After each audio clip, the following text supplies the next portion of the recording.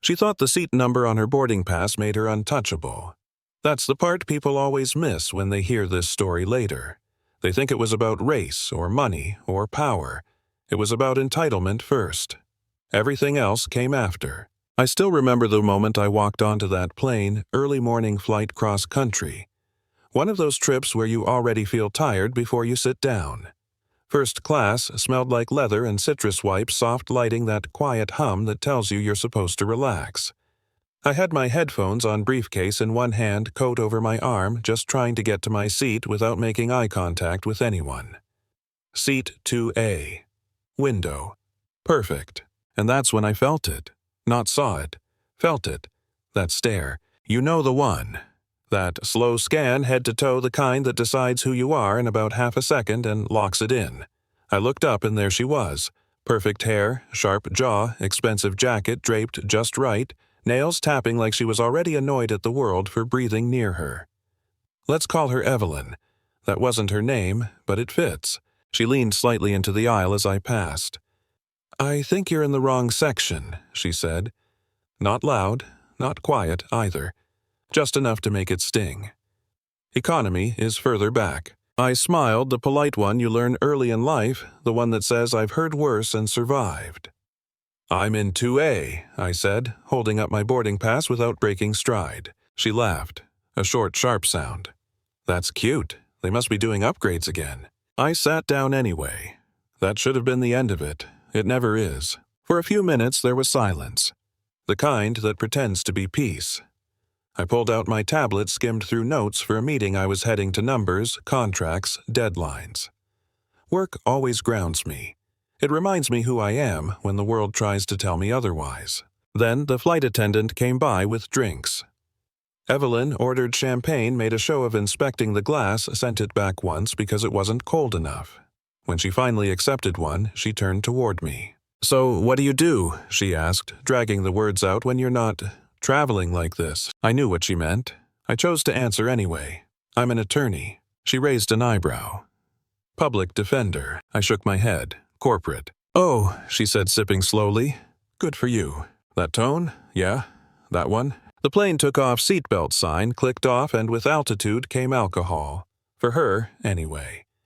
I stuck to water. I had work to finish. She ordered another drink, then another. Each one made her louder, looser, more convinced the cabin was her living room. At some point, she leaned over again. "You know," she said, "it's kind of unfair when people who don't belong get perks they didn't earn." I looked at her then. Really looked.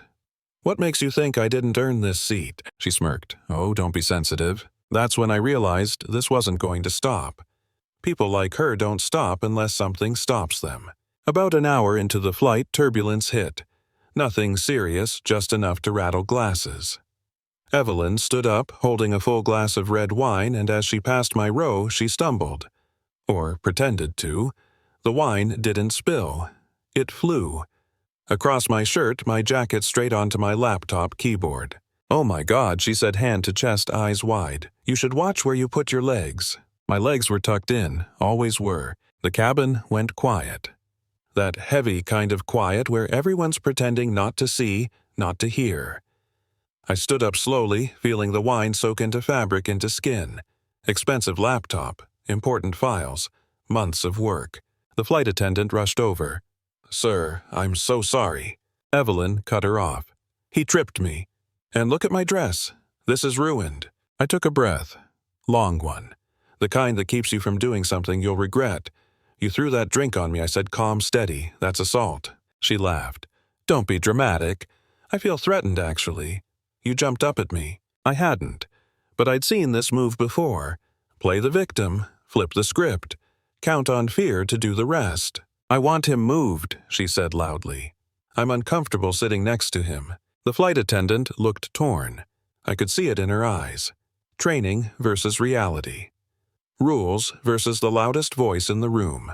I sat back down, pulled out my phone, quietly turned on the recorder. Evelyn kept going. Complaints? Insults? Little comments she probably thought no one would ever repeat. Each word felt heavier than the last. She didn't know she was building a case against herself, sentence by sentence. I requested the incident be logged. asked for Wi-Fi access. That's when she leaned in close and whispered, "No one's going to believe you." That was the moment something shifted. Not anger, clarity. I wasn't just some guy on a plane. I was the lead counsel for a firm in the middle of a high-stakes acquisition. And her last name? Yeah, it rang a bell. Her husband's company had been on my radar for months. Financial trouble, bad decisions, a house of cards. I messaged my associate. Brief, precise, accelerate everything, document everything, asset review, now. Back on the plane, Evelyn started to sense it. "Who are you texting?" she sneered. "Your friends?" I looked up. "Your husband's lawyers, and his lenders." Her smile faded. Just a little. When we landed, the captain made an announcement. "Remote gate, remain seated. Authorities boarding." Evelyn straightened up, convinced this was her moment. She even reapplied lipstick. I wish I were kidding. The officers came on board. Calm, professional. They spoke to me first, asked if I was all right. Then they turned to her. She didn't understand the words at first. Arrest, assault, endangering a flight.